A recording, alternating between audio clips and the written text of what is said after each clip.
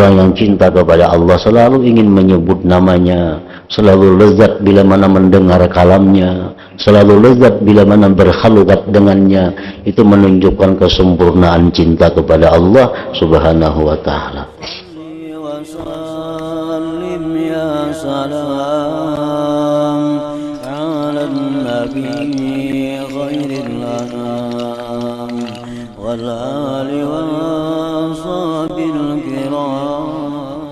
Bismillahirrahmanirrahim. Alhamdulillah Rabbil Alamin. Wabihi nasta'in ala umuri dunya waddin. Wassalatu wassalam ala ashrafil anbiya'i wal mursalin, Sayyidina wa maulana Muhammadin wa ala alihi wa sahbihi ajma'in. Qala al-musannif al-imam hujjatul Islam Abu Hamid al-Ghazali rahimahullah wa nafa'ana bi'ulumih. Wa yurwa wa ruwiya anna 'abidan 'abadallaha ta'ala fi ghaidatin dahran tawila fanadhara ila ta'irin wa qad ashasa fi shajaratin ya'wi ilaiha wa yasbiru 'indaha. Faqala law hawwaltu masjidi ila tilka asy-syajarati fakuntu anasu bi sawti hadha at-ta'ir. Qala fa fa'ala. Fa awha Allah ta'ala ila nabiyyi dhalika az-zaman qul li fulanin al-'abid ista'nasta bi makhluqin la ahuttannaka darajatan la tanaluha bi syai'in min 'amalika abada. Faidan alamatul mahabbati kamalul unsi bimunajatil mahbub wa kamalut tana'umi bil khalwati bihi wa kamalul istihasi min kulli ma yunaghisu ala khalwata wa ya'uqu an ladzatil munajah. Wa alamatul unsi masirul aqli wal fahmi kullihi mustaghriqa bilazzatil munajah الذي يخاطب معشوقه ويناجه وقد انتهت هذه اللذة ببعضهم حتى كان في صلاته ووقع الحريق في داره فلم يشعر به وقطعت رجل بعضهم بسبب علة أصابته وهو في الصلاة فلم يشعر به ومهما غلب عليه الحب والأنس صارت الخلوة والمناجاة قرة عينه يدفع بها جميع الهموم بل يستغرق الأنس والحب قلبه حتى لا يفهم أمور الدنيا ما لم تكرر على سمعه مرارا مثل العاشق والهان فإنه يكلم الناس بلسانه وأنسه في الباطن بذكر حبيبه فالمحب من لا يطمئن إلا بمحبوبه إلى آخره.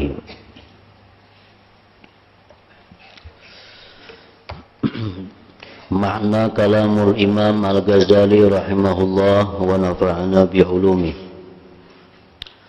Diriwayatkan bahwasanya seorang abid, ada seorang ahli ibadah di zaman sebelum zaman Nabi kita.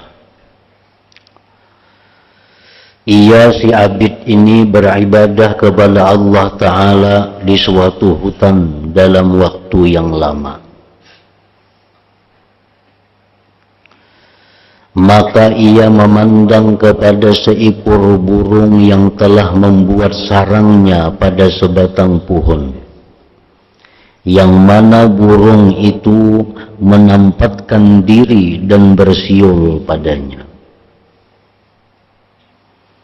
Jadi si abid ini, si ahli ibadat ini beribadah di tengah hutan.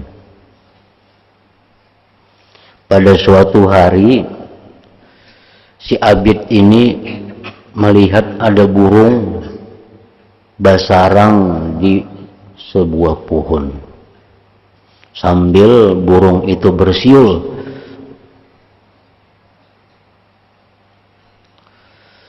abid itu lalu berkata, "Jikalau saya pindahkan masjidku masjidku ini pada pohon itu, maka saya bersenang hati dengan bunyi burung itu. Jadi jar si Abid tadi, nyakaku pindah ke sini masjidku, tempat khalwatku itu ku pindah ke intang pohon ini. Nyaman juga ada suara burung nang didengar, nyaman juga ada siulan burung nang didengar. Rawi berkata, maka Abid itu melakukan yang demikian. Nah, akhirnya si Abid tadi jadi juga angkat rumahnya, angkat masjidnya ke intang pohon tadi, tempat burung itu bersarang dan bersiul. Nah, sehingga si Abid ini begitu mendengar siulan burung, mendengar suara burung, nyaman hatinya, tentram hatinya. Maka Allah mewahyukan kepada Nabi pada masa itu, katakan kepada si Abid wahai Nabi, ujar Tuhan, sampaikan kepada si Abid yang berumah intang pohon tuh, bahwa ia telah bersenang-senang hati dengan makhluk. Dia telah bersenang-senang hati dengan siulan burung. Dia bertentram hati dengan makhluk. Sesungguhnya akan aku turunkan ia pada derajat yang tidak ia capai dengan sesuatu dari amalannya untuk selama-lamanya. Dahulu si Abid ini nyamannya hatinya dengan zikrullah. Dahulu si ahli ibadah ini nyamannya hati dengan tasbih. Nah, sekarang si Abid ini berubah. Hatinya nyaman, hatinya tentram begitu mendengar siulan burung. Si Abid ini merasa senang, merasa gembira bila mendengar burung bersiul. Nah, Allah Subhanahu wa ta'ala tidak suka yang demikian. Allah tidak suka kalau hamba-hambanya itu bersenang-senang kepada selain Dia. Allah tidak suka kalau hamba-hambanya itu mencari kesenangan dengan makhluknya. Allah kadang-kadang kalau seorang hamba itu mencari ketentraman kepada makhluknya. Allah kadang-kadang kalau seorang hamba itu bergantung kepada makhluknya. Maka Allah turunkan pangkat si Abid ini, Allah turunkan derajatnya si Abid ini, yang andai kata dia capai dengan amalnya selama ini, dia tidak akan bisa lagi mengembalikan pangkat itu.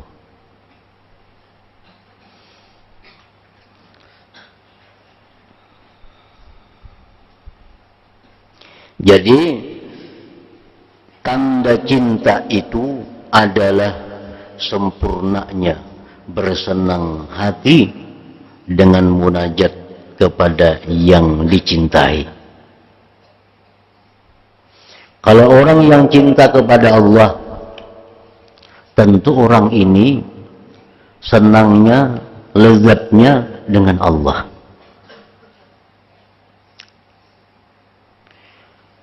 Sama orang ketujuh duit. Orang ketujuh duit.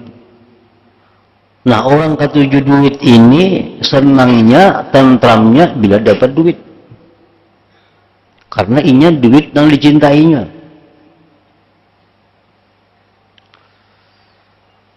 Kayak apa aja inya lapahnya, kayak apa aja inya susahnya. Bila dapat duit, nah lapang ini. Lapang, tentram, tenang. Nah, ini menunjukkan bahwa yang dicintai orang ini adalah duit. Ada orang yang hobinya makanan, ada orang yang hobinya pakaian, ada orang yang hobinya macam-macam. Jadi ketenangan hatinya itu tergantung kepada apa yang dicintainya.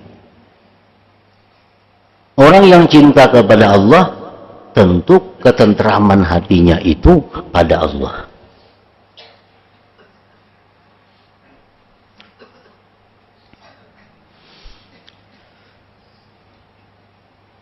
Boleh kita gembira, boleh kita senang, boleh kita tentram dengan makhluk. Boleh. Boleh kita gembira dengan duit, boleh kita gembira dengan pangkat, boleh aja kita gembira itu, boleh aja kita senang itu. Tetapi ada syaratnya. Al-farahu wal unsu bil makhluk min haitsu fi'lul khaliq la yuqaddirul mahabbah. Kita gembira, kita senang dengan makhluk dari sekira-kira itu adalah perbuatan yang menciptakan, itu tidak mengeruhkan akan kecintaan. Nah, jadi kita gembira karena kedatangan nikmat, itu boleh. Asalkan gembiranya itu bil mun'im, dengan yang memberi nikmat. Nah, kita dapat duit umpamanya, gembira. Gembira tuh boleh aja, asal gembiranya itu dengan yang memberi nikmat, jangan dengan nikmatnya. Bila kita gembira dengan nikmatnya, Allah kada ketuju. Allah Ta'ala kada ketuju macam itu.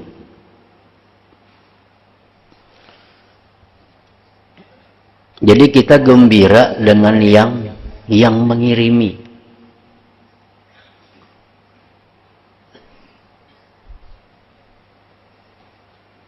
Jangan gembira lawan barang kiriman itu. Jangan gembira dengan yang perantaranya. Allah ingin bahwa kita gembira hanya dengan Allah. Nah, kalau itu gembiranya, itu gembira nang kada dilarang. Gembira nang boleh. Kita dapat duit umpamanya, dapat 10.000 tadi, dapat. Lalu kita gembira. Kenapa gembira? Berarti Allah memperhatikan aku. Berarti Allah mengirimi aku. Gembira aku karena Allah mengirimi. Gembira aku karena Allah memperhatikan aku. Nah, itu kegembiraan yang baik. Kegembiraan yang bagus, kegembiraan yang dituntut, demikian. Jadi jangan gembira dengan nikmat, gembiralah bil mun'im, gembiralah dengan yang memberi nikmat. Umpamanya ada seorang pejabat tinggi, presiden umpamanya, mengirimi kita sesuatu. Mengirimi apa? Mengirimi pulpen. Pulpennya banyak aja di pasaran orang berjual, harganya paling 10.000. Nah, sekarang kita gembira. Dengan apa kita gembiranya? Pulpennya kanan kita gembira akan presiden yang mengirimi itu kah yang kita gembirakan? Pulpennya banyak aja orang berjual di kios-kios, gini ada. Nah, tapi kita, presiden, ingat lawan aku seharinya sidin, kawan bari kekanakan. Presiden memperhatikan ini lawan rakyatnya. Nah. Padahal yang dikirimi sidin cuma pulpen yang harga 10.000. Nah, kita gembira, tapi gembiranya bukan dengan pulpen, gembiranya ini dari presiden. Nah, itu yang digembirakan. Kalau perlu disimpan di lemari, dibarisakan ke anak buah tuh. Ini akan presiden mengirimi bahari ini, nah, simpannya kita nih. Nah, daripada kesayangan tuh. Bukan lawan pulpennya kada baraga. Presidennya ini yang mengirim. Nah, Allah menghendaki kita seperti itu. Allah menghendaki kita seperti itu. Kita dapat nikmat dari Allah, gembira. Tapi gembiranya apa? Allah yang mengirimi ini. Allah yang memperhatikan aku sehingga ada nikmat seperti ini.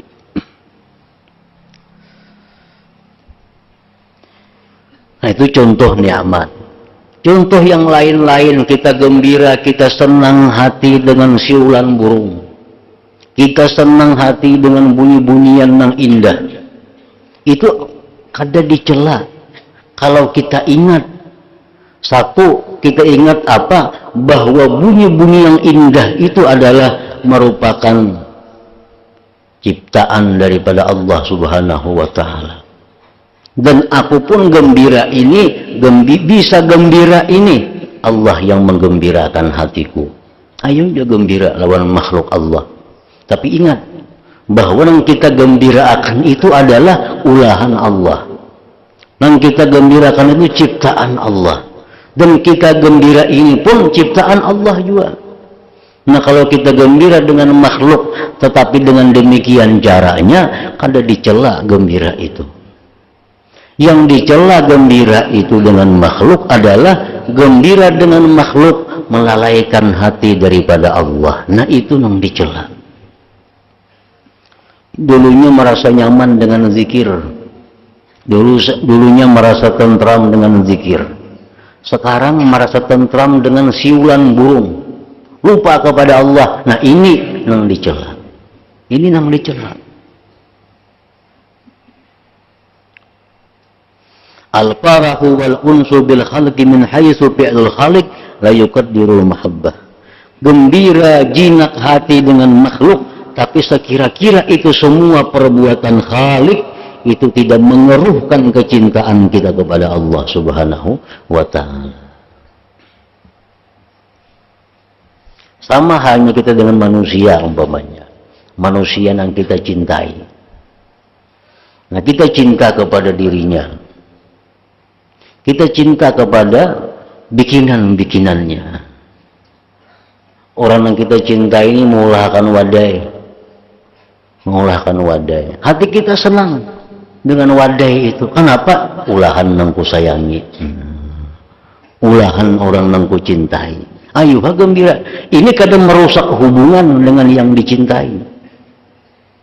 Tapi kalau kita senang dengan wadai itu, lupa lawan yang maulah, nah ini yang dicela. Nah si Abid ini demikian. Abid ini begitu bersenang hati dengan siulan burung. Berubah. Dulu senangnya hati dengan zikrullah. Sekarang senangnya hati dengan bersiul burung. Melupakan Allah. Lalu diturunkan Allah pangkatnya. Diturunkan Allah kedudukannya.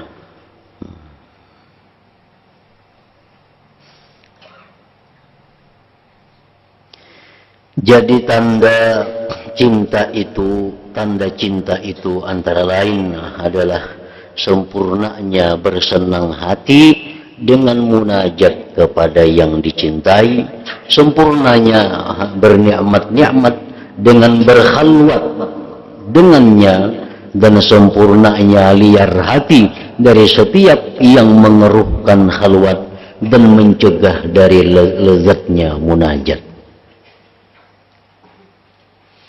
Jadi seapa kadar cinta kita kepada sesuatu, seapa kadar cinta kita kepada seseorang, bisa kita ukur seapa lezatnya kalau kita berduaan dengannya.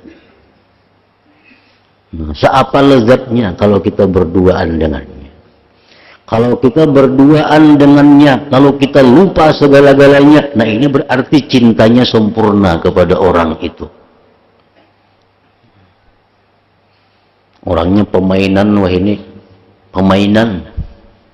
Kada ingat lagi di anak di bini, berarti orang ini cinta dengan permainan ngarannya. Anak bini kada ingat lagi nya, punya sudah asik main apakah. Nah ini menunjukkan bahwa kecintaannya kepada permainan itu cinta yang sempurna ngarannya. Kada ingat lagi di rumah, kada ingat lagi di pekerjaan, kada ingat lagi di kewajiban, aur bercatur saja. Wah ini orang pecinta catur yang luar biasa ngarannya. Amun orang bercatur umpamanya, ada anak menangis, istirahat dulu nah, tuh umpamanya ngalim menggaduh, anakku menangis. Berarti ini kada terlalu cinta dengan catur. Masih ingat saja di anak, masih ingat di bini, masih ingat di gawian. Ini orang yang belum terlalu cinta dengan catur. Nah demikianlah orang cinta kepada Allah artinya. Orang yang cinta kepada Allah selalu ingin menyebut namanya, selalu lezat bila mana mendengar kalamnya, selalu lezat bila mana berkhalwat dengannya. Itu menunjukkan kesempurnaan cinta kepada Allah Subhanahu wa ta'ala.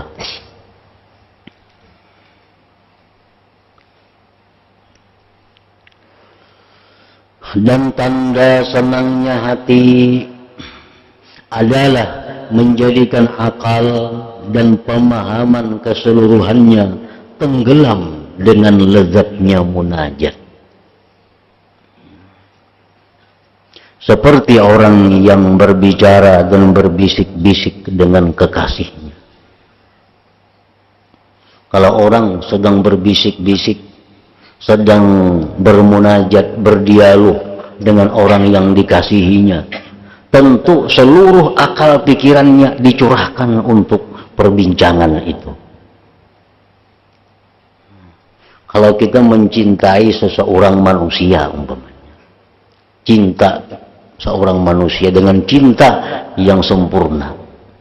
Nah, begitu kita berbicara kepada orang yang kita cintai itu, seluruh akal pikiran kita fokus pada pembicaraan itu.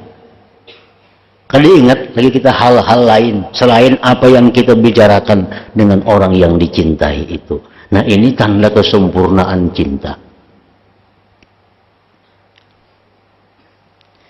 Dan sungguh sampai ini kelezatan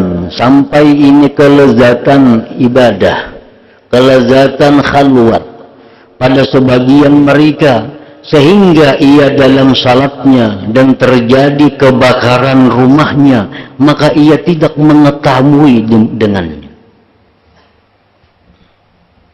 Orang-orang wali itu dahulu dalam Ihya Ulumuddin Kitabus Salat disebutkan, orang sembahyang, begitu lezatnya sembahyang, rumahnya pun terbakar, kada tahu, kada merasa. Nah, ini menunjukkan kesempurnaan kelezatannya bersama orang yang dicintainya. Dan dipotong kaki sebagian mereka disebabkan penyakit yang menimpanya, sedangkan dalam salatnya maka ia tidak merasakannya. Ini orang karena penyakit, dia dokter dipotong maka batisnya potong, bila kada dipotong kada selamat ini.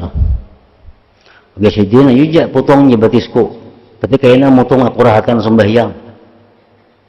Kenapa sebabnya?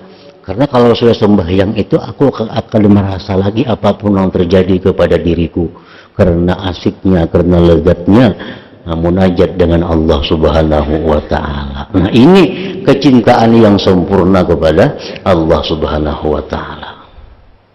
Sampai-sampai dipotong kakinya, sampai-sampai rumahnya terbakar, kada merasakan lagi itu karena saking kelezatannya berbicara dengan Allah Subhanahu wa Ta'ala.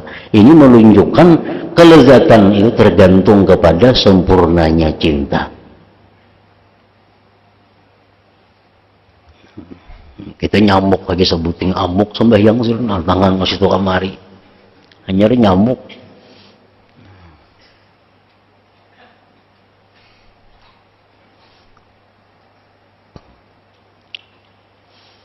Jadi di dalam diri kita ada, dalam diri kita ini ngarannya nafsu. Nafsu itu kesenangannya, kelezatannya nafsu itu fil mahsusat, pada barang-barang, pada benda-benda dan seumpamanya. Itu kesenangan nafsu. Dan dalam diri kita ada yang namanya hati nurani. Itu kesenangannya adalah ibadah. Kesenangannya adalah zikrullah. Nah, kalau kita makan sesuatu yang kita senangi, lalu nyaman, minum manis, nyaman, ini menunjukkan bahwa nafsu kita itu sihat. Ada gula, rasai manis lah, manis, nyaman, menunjukkan nafsu orang ini sihat. Ada makanan yang nyaman-nyaman, kuah sup, sate, macam-macam, makan, tonton makan, nyaman lah, luar biasa, berarti nafsunya sihat. Nafsunya sihat orang ini. Kalau orang nafsunya sakit, nafsunya sakit, suruh teh manis, minum. Kayak apa? Pahit liurku. Menyutih nang manis tuh pahit. Ini orang nafsu sedang kada sihat. Disuruh ngisop, kada beliur. Disuruh ngisati, kada menarik. Karena orang ini nafsunya sedang sakit. Nah, kalau nafsu sihat, pasti nyaman. Nah, nafsu ini hubungan-hubungannya. Laki-laki hendak lawan bini-bini. Bini-bini hendak lawan laki-laki. Itu nafsunya sihat. Nafsu sihat. Kalau ada laki-laki kada hendak lawan bini-bini, ini ada gangguan nafsu. Ada gangguan nafsu. Bini-bini kada hendak balaki, gangguan nafsu. Kalau nafsunya sihat, pasti hendak. Karena itu sudah tabiat bikinan Tuhan tentang nafsu. Nah, sekarang kita kalaunya makan nang nyaman, pahit liur. Minum nang manis, pahit liur. Kalau dibiarkan ini bisa mati. Kan mau makan, kan mau minum. Lalu diobati.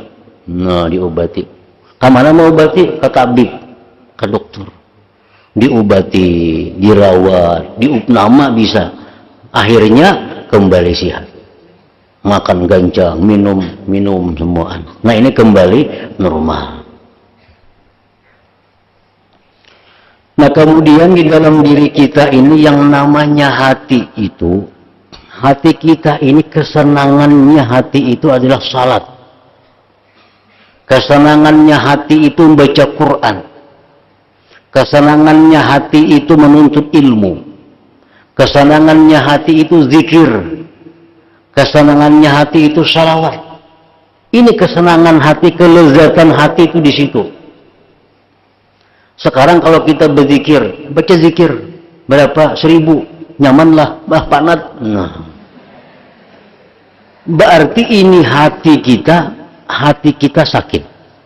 Kalau hati kita sehat, pasti nyaman.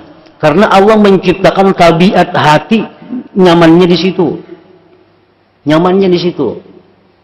Sembahyang. Nyamanlah sembahyang. Nikmatlah sembahyang itu. Lezatlah sembahyang itu. Kalau hati kita sehat, pasti nyaman, pasti sehat. Karena Allah ciptakan hati, tabiatnya lezatnya ke sana. Nah, lezatnya hati itu ke situ. Baca Quran, hati nyaman, berzikir, hati tentram, baca salawat, hati nyaman. Berarti ini orang yang hatinya sehat. Baca Quran nyaman, berzikir nyaman, makan sapi nyaman, minum banyu manis nyaman. Berarti orang ini nafsu dan hatinya sama-sama sehat. Sama-sama sehat. Nah, hati yang sakit ini, hati yang sakit nih, berzikir kada nyaman, baca salawat kada nyaman, nuntut ilmu kada nyaman, ini sakit. Kalau hati ini dibiarkan mati. Bila mati apa? Ya kada bisa sembayangan lagi, tamat sembahyang. Kada berzikir lagi nya. Kalau mau berselawat lagi, karena sudah mati. Sama nafsu nang mati diminumi melungakinya. Nafsunya sudah mati. Memang dikhawatirkan itu hati kita ini mati. Akibat dibiarkan, akibat kada diobati sehingga mati. Nah, gunanya kita menuntut ilmu, gunanya kita ke pengajian, itu terapi hati, menyehatkan hati, supaya puncaknya karena beribadah itu halawah, beribadah itu manis. Nah, bila mana kita sudah mulai beribadah itu manis, membaca zikir itu nikmat, membaca Quran itu lezat, sudah ada rasa-rasa seperti itu berarti pintu ma'rifat sudah dibuka oleh Allah Subhanahu wa Ta'ala. Tinggal masuk ke sana lagi. Sudah dibukakan oleh Allah. Ini bau-bauan surga sudah masuk ke hatinya. Zikirnya nyaman, membaca salawatnya nyaman, beribadahnya nyaman. Tanda ini orang ini pintu ma'rifat sudah dibuka. Walaupun belum ma'rifat, tapi sudah dibuka oleh Allah. Silahkan masuk artinya. Nah, ini contoh orang-orang yang sudah dikuasai hatinya cinta kepada Allah. Rahatan sembahyang, kali ingat napa-napa lagi. Begitu lezatnya sembahyang, apapun yang terjadi di sampingnya, karena mengetahui kejadian itu.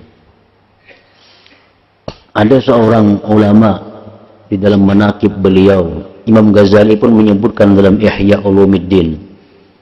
Seorang ulama ini banyak berisi anak di rumah. Bila Sayyidina sembahyang, anak ini berterbang di rumah itu ribut. Bila Sayyidina kada sembahyang, kada nang walinya berterbang. Kada nang walinya berterbang.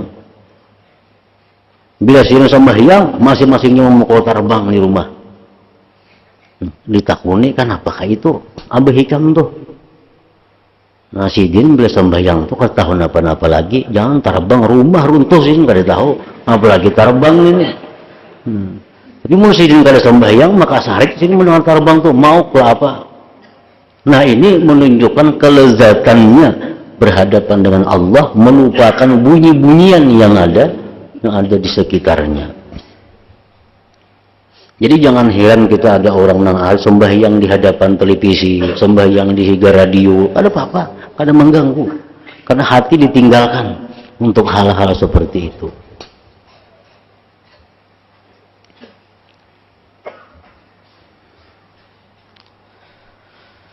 Maka manakala telah kuat padanya cinta dan kesenangan hati, niscaya jadilah khalwat dan munajat itu pendingin matanya. Manakala kuat padanya cinta kepada Allah dan kesenangan hatinya kuat kepada Allah, niscaya jadilah khalwat dan munajat itu pendingin mata. Ulama-ulama sejak zaman Nabi, sahabat tabi'in, di rumah tuh pasti ada besi tempat khalwat, tempat menyendiri.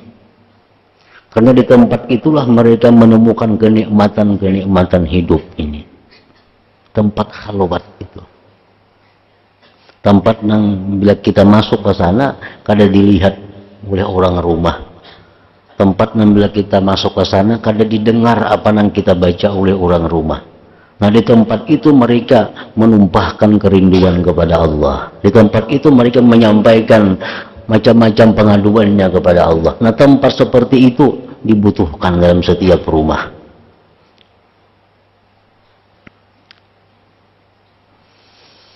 Manakala telah kuat padanya cinta dan kesenangan hati, niscaya jadilah khalwat dan munajat itu pendingin matanya, yang mana ia menolak semua kesusahan dengannya.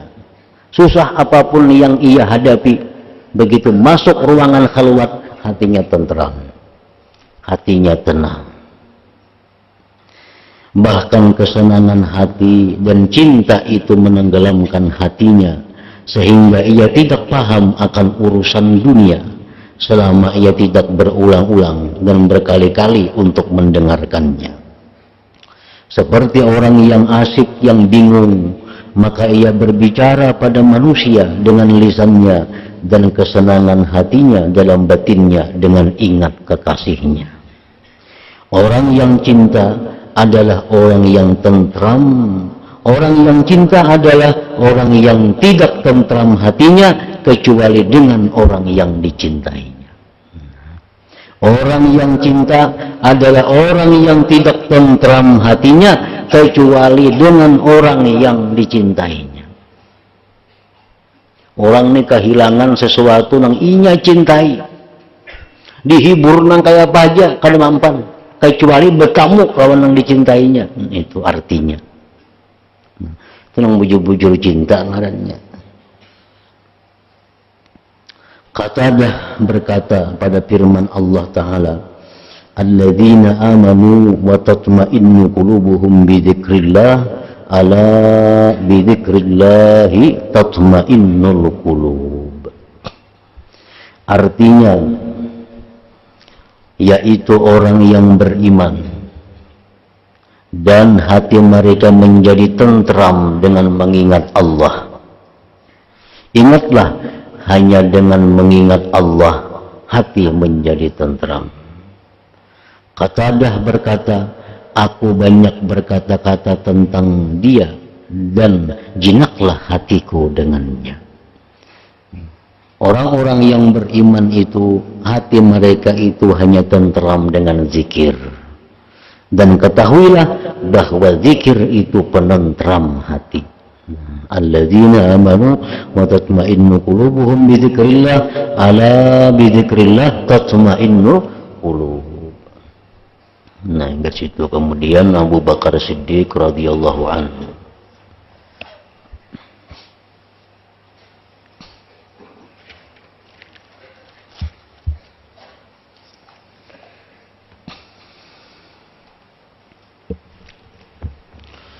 أفضل الذكر فاعلم أنه لا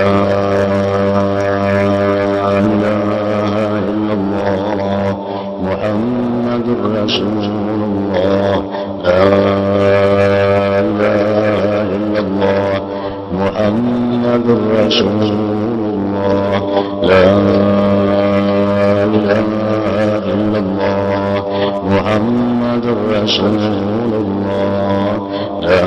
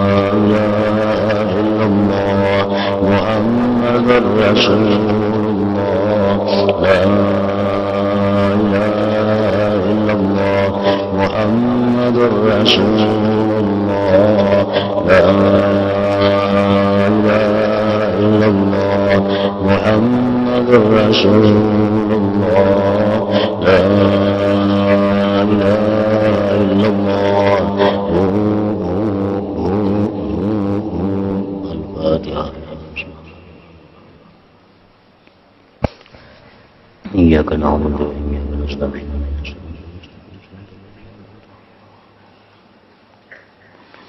فيا أيها الرجل منه شفاعة صلوا عليه وسلموا تسليما اللهم صل وسلم وبارك عليه